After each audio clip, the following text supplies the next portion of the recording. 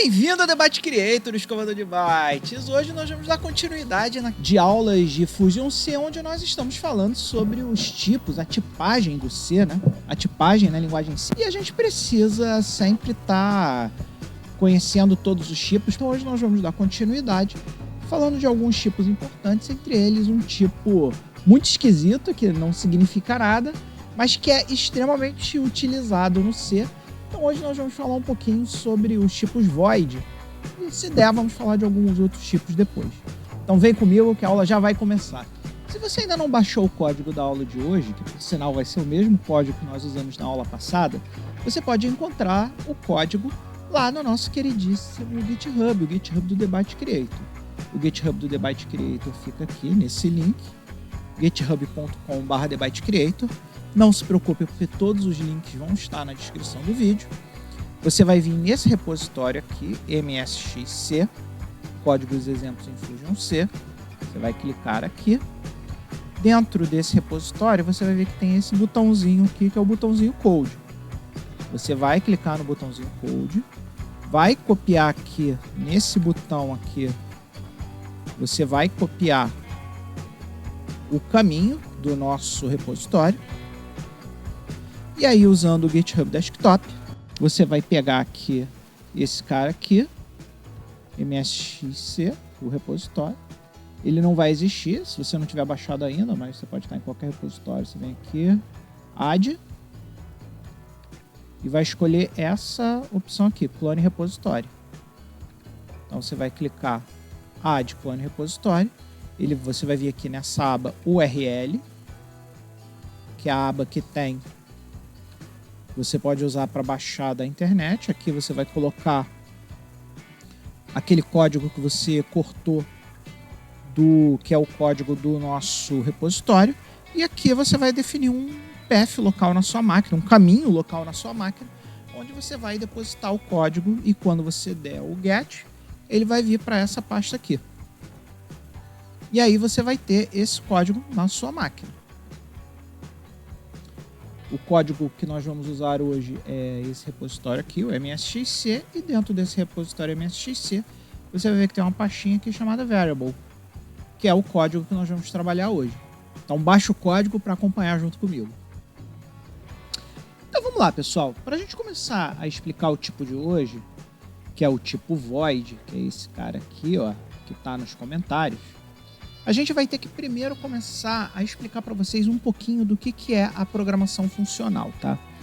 O que é a programação funcional? A programação funcional, a gente pode pegar um trecho de código, como por exemplo esse trecho aqui dos tipos inteiros, e transformar ele em um procedimento ou em uma função. Qual é a diferença de um procedimento para uma função? Uma função, ela pode receber argumentos e sempre devolve uma resposta, e um procedimento pode ou não receber argumentos, mas não devolve resposta nenhuma. Então esse caso aqui, desse código aqui, ele é um excelente código, trecho de código, para a gente transformar em um procedimento. Por quê? Porque ele só faz prints. Então, como ele só faz prints, ele não retorna nada para o ponto que chamar ele. Então a gente poderia criar uma função assim, chamada, vamos criar aqui uma função chamada imprimir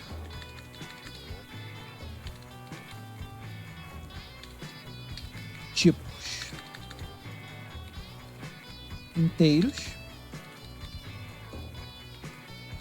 Isso aqui vai ser um procedimento. E a gente poderia pegar esse trecho de código todo aqui, cortar ele daqui, jogar ele dentro do escopo dessa função. Lembra que eu falei para vocês que as funções, as variáveis, elas só existem dentro de um determinado escopo? Essas variáveis aqui, caractere sem sinal, caractere com sinal, número inteiro, agora só vão ser utilizadas por esse procedimento, imprimir tipos inteiros. Então seria muito legal que elas estivessem encapsuladas dentro desse procedimento para que elas não vazassem para outros procedimentos. Então a gente vai pegar aqui esses tipos inteiros também vai cortar eles daqui. E quando a gente corta eles daqui e coloca dentro do procedimento, essas variáveis deixam de ser do tipo global, que significa que essas variáveis antes podiam ser usadas por qualquer função ou procedimento do nosso código, e agora elas passam a ter escopo local, ou seja, como elas têm escopo local, elas só podem ser utilizadas nessa função aqui, imprimir tipos inteiros. E aí que entra o nosso queridíssimo tipo void. Lembra que eu falei para vocês que isso aqui não retorna valor nenhum, não tem nenhum return aqui, né? Se você ver aqui a nossa função main, ela retorna int e ela dá um return 0. Mas o nosso procedimento aqui, na definição de procedimento, não retorna nada. Então como é que a gente faz para uma coisa não retornar nada? A gente, ao invés de colocar aqui o retorno dele como int, a gente coloca o retorno dele como void. Void em inglês significa vazio. Então, esse procedimento imprimir tipos inteiros vai retornar um vazio. E como ele não recebe nenhum argumento para funcionar, porque os argumentos estão todos encapsulados dentro do procedimento, ele também não precisa de nenhum tipo colocado aqui. Então, os argumentos dele também vai ser void. Por quê? Porque ele vai receber um vazio de argumentos e vai devolver um vazio como retorno da função. Como se é uma linguagem funcional, tudo é uma função. Então essa é a maneira de você criar um procedimento dentro do C. Basta você criar uma função que retorne void. E aí você cria um procedimento. E aí, para isso acontecer lá no nosso código, a gente simplesmente pega o nome dele aqui e coloca lá no nosso código. E aqui, ó, a gente pode até botar um comentário só para dizer: esse procedimento imprime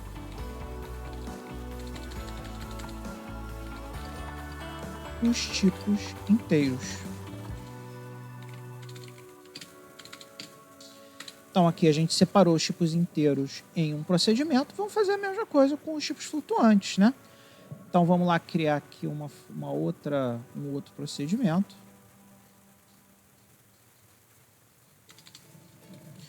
Como é um procedimento, ele vai retornar void. Imprime tipos flutuantes.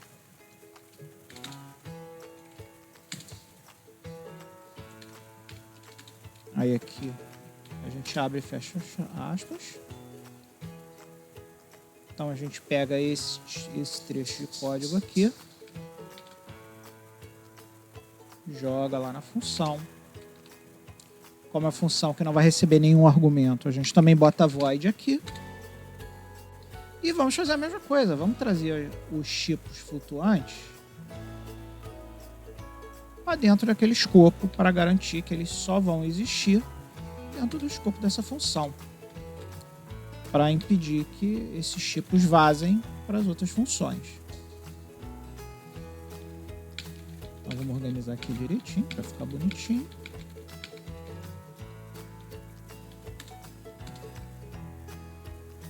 E para que a gente possa ver isso, a gente tem que fazer a mesma coisa. E aí vocês vão começar a identificar uma vantagem muito grande das linguagens funcionais. Olha que legal. Vê como o seu código está muito mais legível.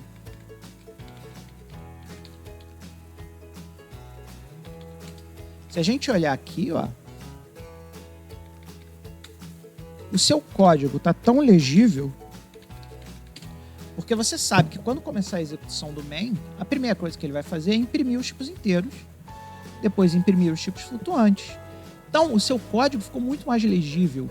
E ele ficou tão legível, a ponto de você nem precisar mais desses comentários.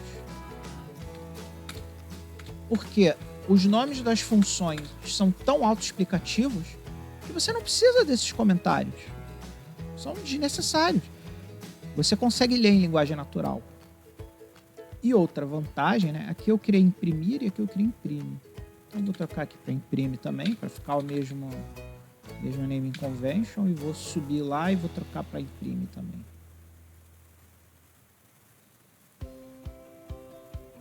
Outra vantagem que você conseguiu aqui, fazendo esse tipo de abordagem, é que você encapsulou todas as coisas relativas à resolução de um problema dentro de um bloco de código. Então, se por algum motivo você perceber que deu um erro na hora de imprimir os tipos inteiros, você sabe exatamente em que ponto do código você tem que dar manutenção. Você vai ter que dar manutenção aqui dentro, porque esse é o único ponto do código que imprime os tipos inteiros. Então vamos compilar esse cara para ver se ele funciona. Vou dar save aqui.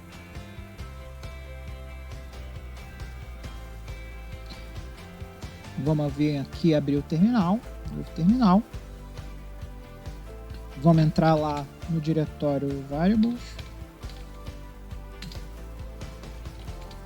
Aí aqui a gente tem o make. Vamos dar o nosso make, ./make, né? Porque a gente está no PowerShell. Ele vai chamar pra gente. Não se esqueçam que tem aulas lá nas playlists de ferramentas para instalar Fusion C, instalar SDCC, instalar todas as coisas que a gente vai precisar para poder trabalhar com Fusion C. Então não se esqueça de referenciar lá as aulas de ferramentas se você ainda não instalou tudo que a gente vai precisar. E se a gente der o dir aqui, a gente vai ver que a gente vai ter lá no nosso disquete o variable, que é esse cara aqui, ó. Variable.com, que foi o cara que a gente acabou de compilar. Então, vamos chamar ele. E vocês vão ver que o comportamento do programa continua igual. Ele continua imprimindo todos os tipos inteiros, continua imprimindo todos os tipos flutuantes, continua imprimindo lá o nosso Olá Mundo. Porque no nosso código aqui, no nosso código que a gente desenvolveu agora,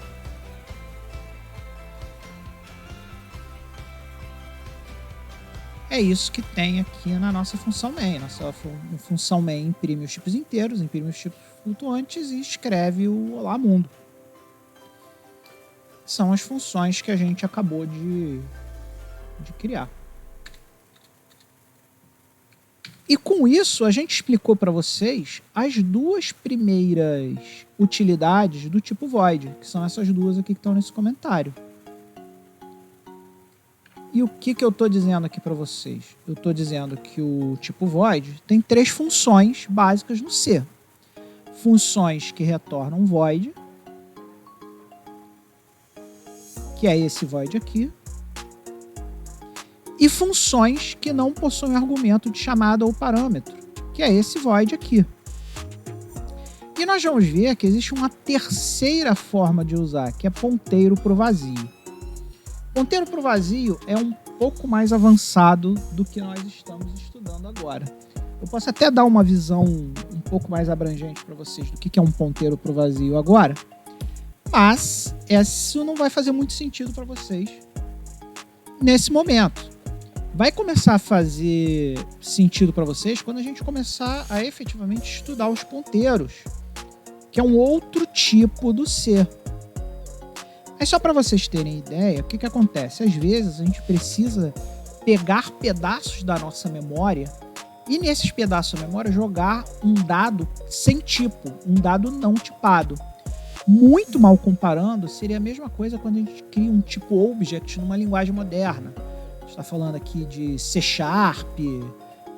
alguma linguagem que tem o tipo object, que você cria um objeto, mas esse objeto não necessariamente tem um tipo. A gente faz isso em C usando o ponteiro para o void.